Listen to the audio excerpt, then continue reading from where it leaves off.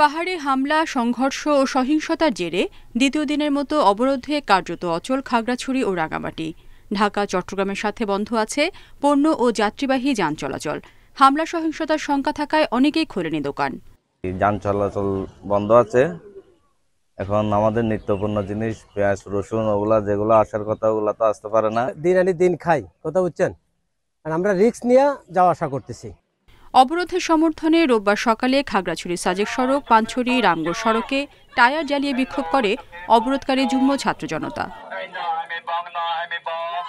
বৃহস্পতিবার হামলা ও আগুনে খাগড়াছড়ির লারমা স্কোয়ারের ১২০টি পাহাড়ি ও বাঙালিদের দোকান পুড়ে গেছে। পুঁজি হারিয়ে ভবিষ্যৎ নিয়ে দুশ্চিন্তায় এসব ক্ষুদ্র ব্যবসায়ী। আমরা একেবারে মেনে নিতে পারতেছি না, এত স্বল্প সময়ের মধ্যে যে কিচ্ছু বাঁচাতে পারে নাই।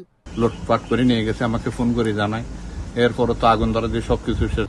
এদিকে যান চলাচল বন্ধ থাকায় সাজেকে বেড়াতে গিয়ে আটকা পড়েছে প্রায় ১৫০০ পর্যটক। সড়ক পরিস্থিতি স্বাভাবিক হওয়ার আগে তাদের ফিরিয়ে আনার সুযোগ নেই বলছে প্রশাসন। সবাই খুব সিকিউর আছে, পরিস্থিতি স্বাভাবিক হয় আমরা খুব সেফলি তাদেরকে মুভ করাবো। রাঙামাটিতে জারি করা ১৪৪ ধারা প্রত্যাহার করেছে প্রশাসন।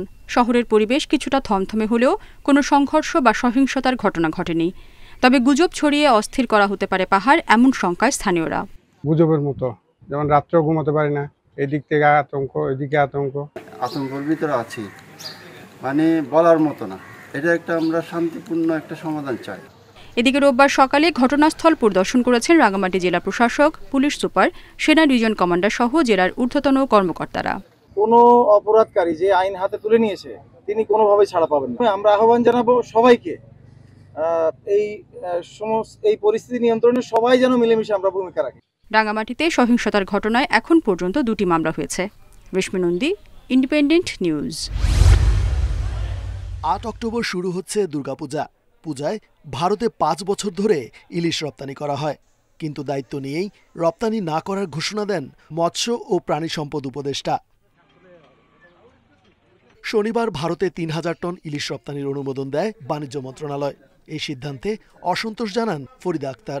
মন্তব্য করেন, মৎস্য মন্ত্রণালয়ের আপত্তি উপেক্ষা করেছে বাণিজ্য মন্ত্রণালয়। ভারতের যারা মৎস্য ব্যবসায়ী এবং বাংলাদেশের মৎস্য ব্যবসায়ী তারা একটা অনুরোধের প্রেক্ষিতে এটা বাণিজ্য মন্ত্রণালয় দিয়েছে। এর সাথে মৎস্য ও প্রাণী সম্পদ মন্ত্রণালয়ের কোনো সম্পর্ক নেই। আমাদের এখনো সেই কমিটমেন্টটা আগের মতোই আছে যে আমরা বাংলাদেশের মানুষের জন্য ইলিশ যেন প্রাপ্যতা নিশ্চিত করতে পারি। ইলিশ রপ্তানি বন্ধে আইনি নোটিশ দিয়েছেন এক আইনজীবী। প্রয়োজনীয় ব্যবস্থা নিতে বলা হয়েছে মৎস্য সচিব, বাণিজ্য সচিব, রাজস্ব কর্মকর্তা ও সংশ্লিষ্টদের। বাংলাদেশের ইলিশ, বাংলাদেশের জনগণ এই পদ্মা নদীর ইলিশ থেকে বঞ্চিত হচ্ছে। বর্তমান সরকার যে অনুমোদন দিয়েছে ইলিশ রপ্তানি করা, সেটা প্রত্যাহার করার জন্য অনুরোধ করছি।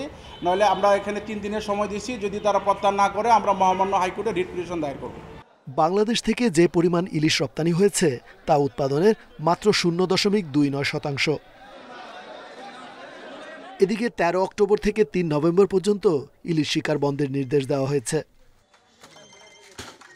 রেজওয়ানুল হক, ইন্ডিপেন্ডেন্ট নিউজ, ঢাকা। অন্তর্বর্তী সরকারের প্রধান উপদেষ্টা ডক্টর মোহাম্মদ ইউনুস ও মার্কিন প্রেসিডেন্ট জো বাইডেনের মধ্যে দ্বিপাক্ষিক বৈঠক হবে নিউ ইয়র্কে। ২৪ সেপ্টেম্বর জাতিসংঘ সদর দফতরে বৈঠকটি হওয়ার সম্ভাবনা রয়েছে। জাতিসংঘ অধিবেশনের ফাঁকে কোনো রাষ্ট্র বা সরকার প্রধানের সঙ্গে মার্কিন প্রেসিডেন্টের দ্বিপাক্ষিক বৈঠকের নজির বিরল। বৈঠকে যুক্তরাষ্ট্রে বাংলাদেশি পণ্যের জিএসপি সুবিধাসহ দ্বিপাক্ষিক বিষয় গুরুত্ব পাবে বলে মনে করছেন বিশ্লেষকেরা। জাতিসংঘের সাধারণ পরিষদের ৭৯তম অধিবেশনের মূল পর্ব, বিভিন্ন দেশের রাষ্ট্র ও সরকার প্রধানদের বিতর্ক শুরু হবে ২৪ সেপ্টেম্বর। সব ঠিক থাকলে উদ্বোধনী দিনেই অধিবেশনের ফাঁকে অন্তর্বর্তী সরকারের প্রধান উপদেষ্টা ডক্টর মোহাম্মদ ইউনুসের সঙ্গে দ্বিপাক্ষিক বৈঠক করবেন মার্কিন প্রেসিডেন্ট জো বাইডেন। যুক্তরাষ্ট্রে নিযুক্ত বাংলাদেশের বিভিন্ন কূটনীতিক সূত্রে এ খবর নিশ্চিত হওয়া গেছে। তবে কোথায় এই বৈঠক হবে তা চূড়ান্তভাবে জানা না গেলেও এটি জাতিসংঘ সদর দফতরেই হওয়ার সম্ভাবনা বেশি। রাজনীতিক ও কূটনীতিক সূত্র বলছে, নিউ ইয়র্কে ডক্টর ইউনুস ও জো বাইডেনের বৈঠকটি হবে একটি বিরল ঘটনা। কেননা মার্কিন প্রেসিডেন্ট তার কাউন্টার পার্টের সঙ্গে সাধারণত হোয়াইট হাউসেই বৈঠক করেন। ওয়াশিংটনের বাইরে জাতিসংঘ সাধারণ পরিষদে এসে অধিবেশনের ফাঁকে নিউ ইয়র্কে কোনো রাষ্ট্রপ্রধানের সঙ্গে বৈঠক খুব কমই হয়েছে। তাছাড়া গত ৩ দশকে মার্কিন প্রেসিডেন্টের সঙ্গে বাংলাদেশের কোনো রাষ্ট্র বা সরকার প্রধানের এমন বৈঠক হয়নি। ছাত্রদের গণ অভ্যুত্থানে শেখ হাসিনা সরকারের পতনের পর প্রধান উপদেষ্টা হিসেবে অন্তর্বর্তীকালীন সরকারের প্রধানের দায়িত্ব গ্রহণ করেন আন্তর্জাতিক খ্যাতিসম্পন্ন বাংলাদেশের একমাত্র নোবেলজয়ী ডক্টর মোহাম্মদ ইউনূস। ক্ষমতা গ্রহণের পর জাতিসংঘের অধিবেশনে যোগ দিতে প্রথম বিদেশ সফরে যাচ্ছেন তিনি। পূর্ব নির্ধারিত কর্মসূচি অনুযায়ী ২৪ সেপ্টেম্বর তার যুক্তরাষ্ট্রে আসার কথা থাকলেও বাইডেনের সঙ্গে বৈঠকের কারণে ডক্টর ইউনূস একদিন আগেই নিউ ইয়র্ক যেতে পারেন বলে ধারণা করা হচ্ছে। বিশ্লেষকেরা বলছেন, ক্ষমতার পালা বদলের পর বর্তমান বাংলাদেশের পরিস্থিতি যুক্তরাষ্ট্রে বাংলাদেশি পণ্যের জিএসপি সুবিধাসহ দুই দেশের মধ্যে দ্বিপাক্ষিক স্বার্থ সংশ্লিষ্ট নানা বিষয় বৈঠকে প্রাধান্য পাবে। ছাত্র শিক্ষকদের সরব উপস্থিতিতে আবারও প্রাণোচ্ছল ঢাকা বিশ্ববিদ্যালয় ক্যাম্পাস। কোটা সংস্কার আন্দোলনের কারণে ১১২ দিন বন্ধ থাকার পর শুরু হলো ঢাবির শ্রেণী কার্যক্রম। রোববার প্রথম দিনে কয়েকটি বিভাগে ক্লাস হয়। প্রায় ৪ মাস পর ক্যাম্পাসে ফিরে নতুন স্বপ্ন এবং প্রত্যাশার কথা জানান শিক্ষার্থীরা। তাদের আশা, ক্লাস পরীক্ষার ক্ষতি যেন দ্রুতই পূরণ হয়। আমাদের বিশ্ববিদ্যালয় প্রশাসনের কাছে প্রত্যাশা থাকবে যে অতি দ্রুত সময়ে আমাদের যে ক্লাস যতটুকু বাকি আছে সেমিস্টার কোর্সে সেগুলো পরিপূর্ণ করে আমাদের পরীক্ষাটা দিয়ে দেওয়া। কোনো আধিপত্যবাদ যেন বিশ্ববিদ্যালয়ে ফিরে না আসে জানিয়ে অনেক শিক্ষার্থী ছাত্র রাজনীতি না থাকার পক্ষে মত দেন। ছাত্র রাজনীতি আমাদের স্টুডেন্টের কাছে কখনো কোনো সুফল বয়ে আনেনি। দ্রুত সময়ে সুষ্ঠু পরিবেশের মাধ্যমে সবকিছু কার্যক্রম চালিয়ে যাওয়া। আমরা আশাবাদী যে ক্যাম্পাসে আরো সুস্থ একটা পরিবেশ আমরা পাবো। তবে শিক্ষকরা বলছেন, ছাত্র রাজনীতির বিষয়টি পর্যালোচনা করা উচিত। একেবারে রাজনীতি শূন্য করে দেওয়ার যে প্রক্রিয়া, সেটা পক্ষে আমরা নই। কারণ প্রত্যেক মানুষ মাটির রাজনৈতিক, তার চিন্তাভাবনা রাজনৈতিক, তার আচরণ রাজনৈতিক। সুতরাং আপনার কোনো মানুষকে অরাজনৈতিক মানুষ হিসেবে তৈরি করা বা উপস্থাপন করা কোনো বিশ্ববিদ্যালয়ের কাঙ্ক্ষিত জায়গা হতে পারে না। রোববার সকালে নওয়াব আলী চৌধুরী সিনেট ভবন চত্বরে ছাত্র জনতার অভ্যুত্থানে শহীদদের স্মরণে নীরবতা পালন করা হয়। সেখানে উপাচার্য বলেন, শিক্ষা কার্যক্রমের ক্ষতিপূরণের পরিকল্পনায় প্রশাসন মানসিক এবং শারীরিক কল্যাণের জন্য কিছু বিশেষ ব্যবস্থা নেওয়ার চেষ্টা করছি। কিছু দ্বন্দ্ব তৈরি হয়েছে বিভিন্ন ক্ষেত্রে, সেটিও নিরসনে আমরা প্রয়োজনীয় পদক্ষেপ নেওয়ার চেষ্টা করছি।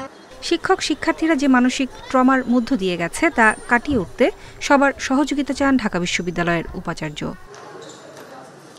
নূরে জান্নাত, ইন্ডিপেন্ডেন্ট নিউজ, ঢাকা। 15 সেপ্টেম্বর ডিম ও মুরগির দাম ঠিক করে দেয়া হয়েছে। প্রতি ডজন ডিম বিক্রি করতে হবে ১৪৩ টাকায়, আর ব্রয়লার মুরগির কেজি ১৮০ টাকা। কিন্তু বাজারে ডিম কিনতে হচ্ছে ১৬০ টাকায়। ব্রয়লার মুরগিও বিক্রি হচ্ছে বেশি দামে। আগে যেমন ১০,০০০ টাকা বেতন পাইছি, তো সব কিনাকাটাও দেখা গেল কিছু রয়েছে। এখন মনে করেন ১০,০০০ টাকা বেতনে কিছু হয় না। দাম বেঁধে দিয়েই যেন কাজ শেষ সরকারের। বেশি দামে বিক্রি করেও চাপে পড়তে হচ্ছে না ব্যবসায়ীকে। প্রাণী সম্পদ অধিদপ্তরের দাবি, দাম ঠিক করা ও বাজার নিয়ন্ত্রণের দায়িত্ব কৃষি বিপণনের। কৃষি বিপণন অধিদপ্তর সেটা দেখবে যে আপনারা তাদের সাথে কথা বলতে পারেন। তবে আমি যতটুকু জানি সকল পক্ষের সাথে কথা বলেই দাম নির্ধারণ করার কথা। আর বাকিটুকু আপনি কৃষি বিপণন অধিদপ্তর, তার মূল্য নির্ধারণ করার ম্যান্ডেট তাদের, ওরা আমরা শুধু উৎপাদন। খামারিদের অভিযোগ, প্রাণী সম্পদ অধিদপ্তর ও কর্পোরেট প্রতিষ্ঠানগুলোর যোগসাযোগে বাজার অস্থিতিশীল হচ্ছে। তাদের উল্টো আলটিমেটাম, পোল্ট্রি ফিডের দাম না কমালে খামার বন্ধ করে দেয়া হবে। আলটিমেটামটা হলো কর্পোরেট কোম্পানির সিন্ডিকেট ভাঙতে হবে এবং যাদের বিরুদ্ধে বাজার সিন্ডিকেটের মামলা আছে এই মামলাগুলো তাদেরকে করতে হবে, জবাবদিহি করতে হবে। সরকারি হিসাবে গত 1 বছরে ডিমের দাম বেড়েছে 10% বেশি। Shahid Ahmed, independent news, Dhaka.